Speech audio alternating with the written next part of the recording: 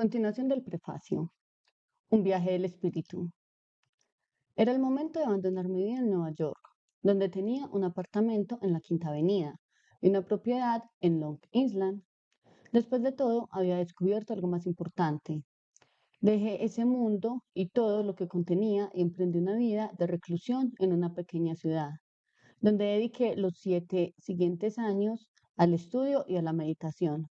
Antes de poder concretar mis ideas, necesitaba perfeccionar el instrumento, que era mi estado de conciencia, pero los abrumadores estados de dicha retornaron sin ser buscados, y finalmente me di cuenta de que tenía que enseñarme a mí mismo a estar en la divina presencia y seguir actuando en mi vida social. Había perdido de vista lo que ocurría en el mundo, de modo que, para poder escribir e investigar, tuve que detener toda práctica espiritual y enfocarme en el mundo de la forma. Empecé a leer periódicos y a ver la televisión para ponerme al día de lo que pasaba en la sociedad, quién era quién y la naturaleza del diálogo social del momento. No sabía quién iba a presentarse a las elecciones ni quién era la princesa Diana, pero me resultó placentero volver a familiarizarme con las noticias diarias. Las experiencias de la verdad, excepcionales y subjetivas, la providencia del místico, quien afecta a toda la humanidad al enviar la energía desde su nivel a la conciencia colectiva, no son comprensibles para la mayoría de los seres humanos y por lo tanto tienen un significado limitado, excepto para otros buscadores espirituales. Entonces estaba tratando de ser normal, porque el simple hecho de ser normal y en sí por sí mismo es una expresión de la divinidad. La verdad de nuestro propio ser real puede descubrirse en el sendero de la vida cotidiana. Lo común y Dios no son cosas distintas. Lo único que se necesita es vivir con cuidado y con bondad. Se comprueba que esto es así en el debido momento. Y así, después del largo viaje circular del espíritu, volví al trabajo más importante, llevar la presencia que ha movido mi vida al menos un poco más cerca del alcance de la mayor cantidad de mis semejantes a los que pueda llegar. La presencia es silenciosa y transmite un estado de paz. Es infinitamente amable y, sin embargo, sólida como una roca. Con ella, todo temor desaparece y la alegría espiritual se produce en un nivel aquietado de éxtasis inexplicable. Como la experiencia del tiempo se detiene, no hay aprensión, lamento, dolor ni expectativa. La fuente de la alegría es inagotable y siempre está presente. Como no tiene principio ni fin, no puede haber pérdida, pena ni deseo. Y no hay que hacer nada, porque todo ya es perfecto y está completo. Cuando el tiempo se detiene, todos los problemas desaparecen, porque solo son estructuras o constructos que dependen de un punto de percepción. Mientras la presencia prevalece, ya no hay identificación con el cuerpo ni con la mente. Cuando la mente se queda en silencio, el pensamiento yo soy desaparece y la pura conciencia brilla para iluminar lo que uno era, es y siempre será más allá de todos los mundos y de todos los universos, infinita y atemporal. La gente se pregunta cómo se llega a ese estado de conciencia. Yo solo puedo compartir mi experiencia contigo e indicar que pocos siguen los pasos porque son muy simples. En primer lugar, mi deseo de alcanzar ese estado era intenso. Después vino la disciplina de actuar con amabilidad y perdón constantes y universales, sin excepción. Uno tiene que ser compasivo con todas las cosas, incluyendo a su propio ser y sus pensamientos. A continuación, estuve dispuesto a mantener los deseos bajo control y a renunciar a la voluntad personal a cada momento. A medida que entregaba a Dios cada pensamiento, sentimiento, anhelo o acto, mi mente se quedaba cada vez más silenciosa. Al principio entregué párrafos e historias enteras que tenía en mi mente. Después, ideas y conceptos. Conforme uno suelta el deseo de apropiarse de estos pensamientos, dejan de ser tan elaborados y empiezan a fragmentarse cuando solo están a medio formar. Al final, pude entregar la energía que está detrás del pensamiento mismo, incluso antes de que se convirtiese en un pensamiento. Continué la tarea de enfocarme de manera incesante, sin permitir ni por un momento la distracción de la meditación. Mientras realizaba mis actividades habituales, al principio esto parecía muy difícil, pero a medida que pasaba el tiempo se convirtió en algo habitual, automático y que no requería esfuerzo. El proceso es como el de un cohete que despega de la Tierra. Al principio necesita mucha energía para salir del campo gravitatorio terrestre, después cada vez menos, hasta que al final se mueve por el espacio con su propio impulso. De repente, sin previo aviso, se produjo un cambio de conciencia y la presencia estaba allí, inconfundible, lo abarcaba todo. Hubo algunos momentos de aprensión, cuando el yo murió, y después lo absoluto de la presencia inspiró un relámpago de asombro. Este descubrimiento fue espectacular, más intenso que todo lo anterior, pues no tenía parangón en mi experiencia cotidiana. La profunda conmoción que supone queda amortiguada por el amor de la presencia, sin el apoyo y la protección de ese amor, uno quedaría aniquilado. Se produjo un momento de terror cuando el ego se aferró a su existencia, temiendo convertirse en nada. En cambio, al morir fue reemplazado por el ser en todo lo que es, el todo en que cada cosa es conocida y evidente en su perfecta expresión de su propia esencia. La no localidad vino acompañada por la conciencia de que uno es todo lo que alguna vez fue o puede ser. Uno es total y completo, está más allá de todas las identidades de género e incluso de la humanidad misma. No se tiene que volver a temer el sufrimiento y la muerte. Lo que le ocurre al cuerpo desde ese punto de vista no tiene importancia. En ciertos niveles de la conciencia espiritual, las dolencias corporales se curan o desaparecen de forma espontánea, pero en el estado absoluto esas consideraciones son irrelevantes. El cuerpo sigue su curso previsto y después retorna al lugar de donde vino. No es un asunto importante. Uno no se siente afectado. El cuerpo parece ser un ello en lugar de un yo. Otro objeto, como los muebles de la habitación. Puede parecer cómico que la gente aún se dirija al cuerpo como si fuera la persona individual, pero hay manera de explicar este estado de conciencia a los que no son conscientes.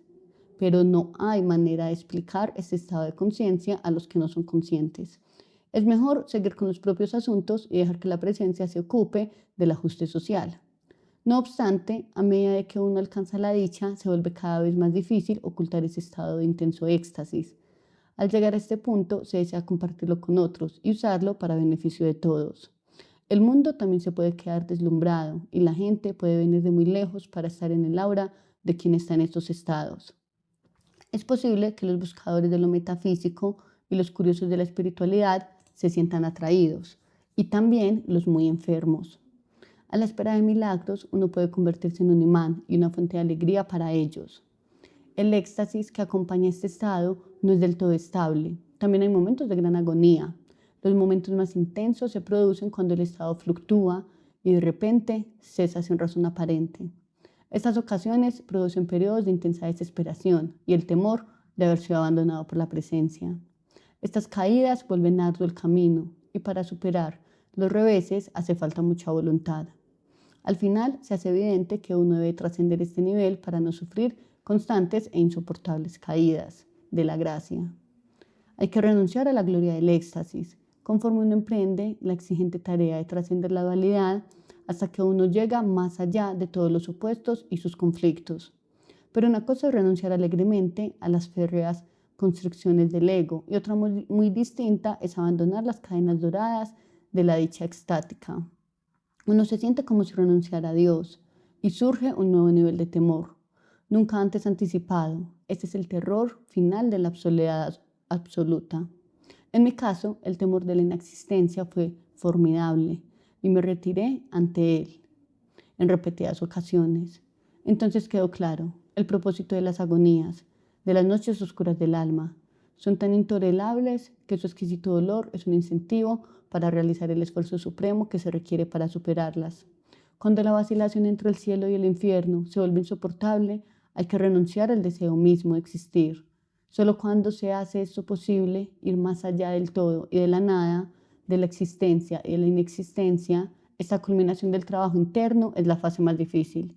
El punto de inflexión definitivo en el que uno se hace agudamente consciente de que la ilusión de la existencia uno está trascendiendo es irrecuperable.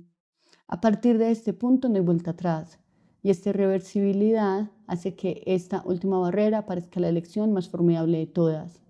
Pero, de hecho, en este apocalipsis del yo, la última dualidad que queda, la de la existencia y la inexistencia, La identidad misma se disuelve en la divinidad universal y ya no queda ninguna conciencia individual que pueda elegir.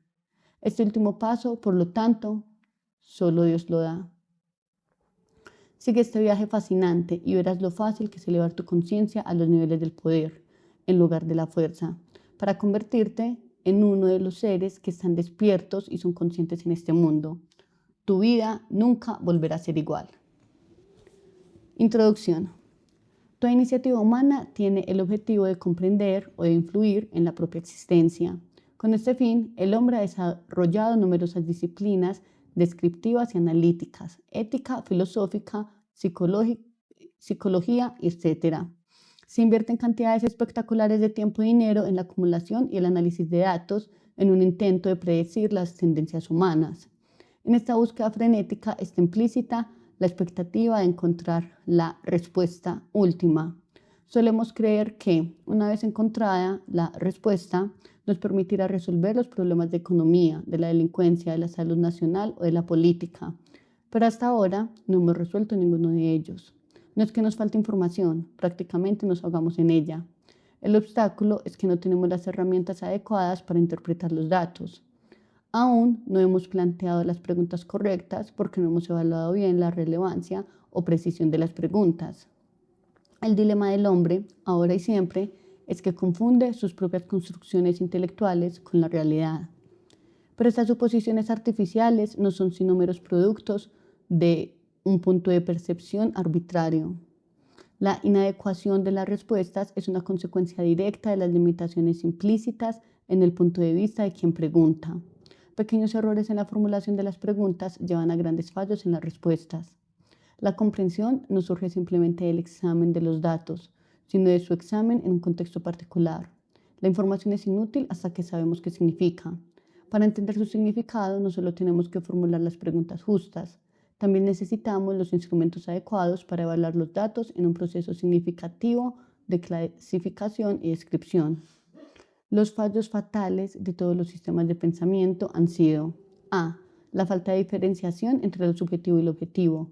B. La falta de atención a las limitaciones del contexto inherente al diseño básico y a la terminología. C. La ignorancia sobre la naturaleza de la conciencia misma. Y D. La comprensión errónea de la naturaleza de la casualidad. Las consecuencias de estos errores se harán evidentes a medida que exploremos las principales áreas de la experiencia humana, desde una nueva perspectiva y con herramientas novedosas. La sociedad amplía sin cesar sus esfuerzos por corregir los efectos en lugar de las causas. Y esta es una de las razones por las que el desarrollo de la conciencia avanzada avanza tan despacio.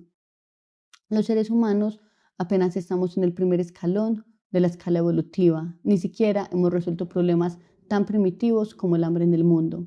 De hecho, lo que realmente impresiona de los logros hasta ahora conseguidos por la humanidad es que se han alcanzado casi a ciegas, mediante el procedimiento de prueba y error.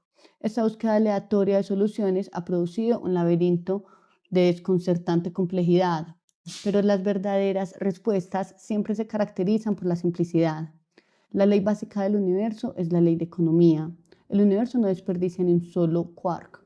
Todo sirve a un propósito y encaja en un equilibrio. No hay eventos superfluos. El ser humano estará estancado en su falta de conocimiento de sí mismo hasta que aprenda a mirar más allá de las causas aparentes. En la historia humana, las respuestas nunca han sido identificar las causas en el mundo. Más bien es necesario identificar las condiciones que subyacen a las causas aparentes, y dichas causas solo existen en la propia conciencia del hombre. No es posible encontrar la respuesta definitiva a ningún problema aislando secuencias y sucesos y proyectando sobre ellos la noción mental de casualidad. No hay causas en el mundo observable. Demostraré que el mundo observable es un mundo de efectos.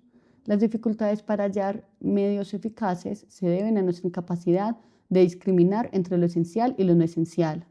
Hasta ahora, ningún sistema nos ha permitido distinguir entre las soluciones poderosas y efectivas y las débiles e ineficaces.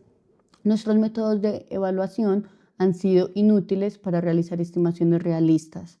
Con mucha frecuencia, las elecciones que se toman en la sociedad son producto de la conveniencia, de falacias estáticas, de sentimientos, de presiones políticas o mediáticas.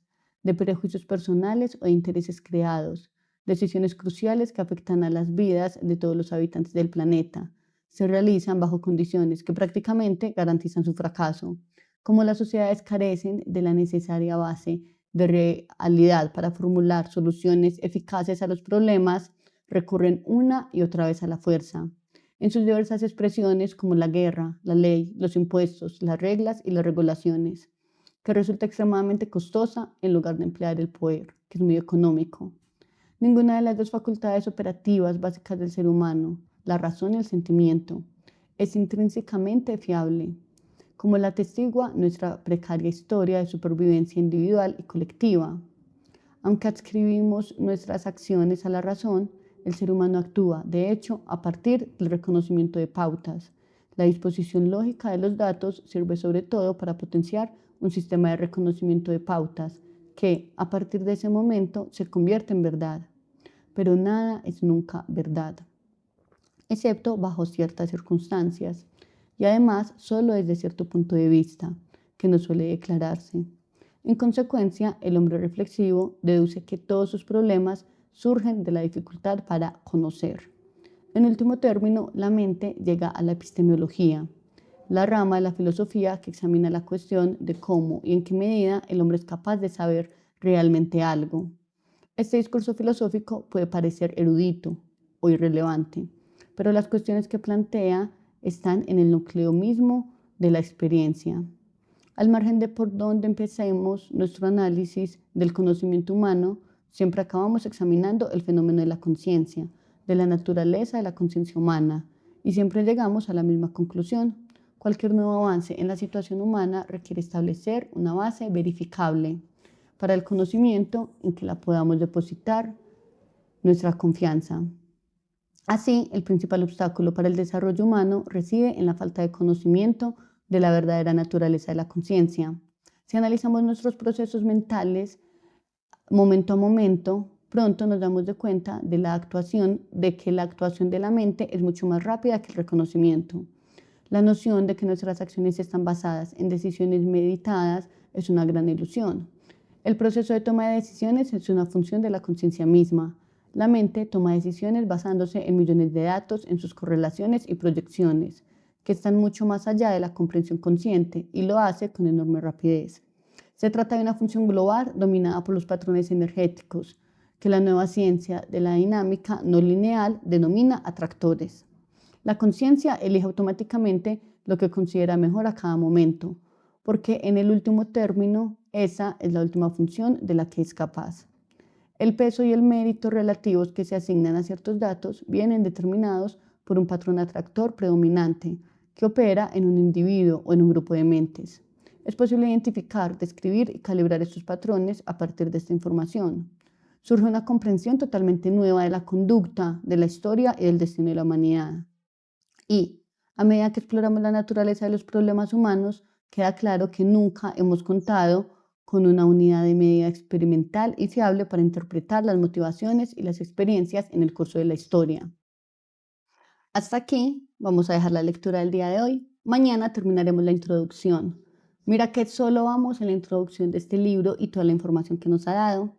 Así que recuerda suscribirte, activar las notificaciones para que no te pierdas un solo capítulo que encontrarás disponible todos los días a partir de las 5 de la mañana. Gracias por estar aquí. Ha sido para mí un placer leer para ti. Nos vemos mañana. Cuídate mucho. Chao, chao.